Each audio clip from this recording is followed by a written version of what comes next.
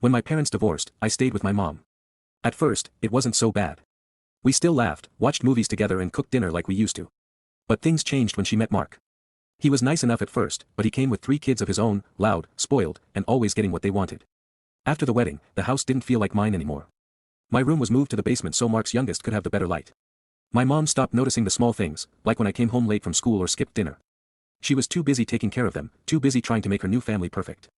Mark made it clear he didn't like me around. He'd sigh when I entered the room. Make comments about me being just like my father, and his kids followed his lead. They'd mock me, take my things, and somehow I was always the one who got blamed. By 16, I was done. I packed a bag, went to my dad's small apartment, and told him I couldn't stay there anymore. He didn't ask many questions, just nodded and said you've got a bed here. Dad didn't have much, but he gave me peace. We cooked cheap meals, fixed things together, and somehow it felt like home. Years passed, and I worked my way up. Late nights, side jobs, school then college.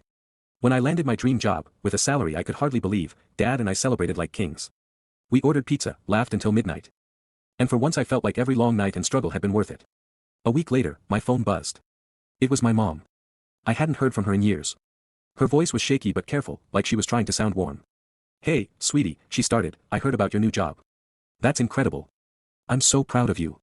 I could already tell something was coming. Then she sighed and got to the point. We've hit a rough patch.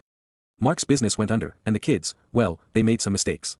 Credit cards, loans, parties, cars they couldn't afford. We're drowning, and the bills just keep coming. She paused. We just need a little help, honey. Maybe a few thousand to get things back on track. Her voice cracked on the word help. It might have meant something years ago, but now it just felt like guilt disguised as love. I stayed quiet for a second before saying, you only call when you need something. That's not fair, she snapped. We're family. Family helps family. I felt something inside me finally crack. No, I said. My family is my dad. He raised me when you didn't want to. He stood by me when your husband couldn't even look at me. You chose them over me, and now they've taken everything from you. That's not my problem. The line went silent. I could hear her breathing, but she didn't say a word. Then she hung up. That night, I told Dad about the call. He just smiled and said, proud of you, son. And as we sat there, 2 takeout boxes between us and no one else to impress, I realized I'd already chosen my family a long time ago.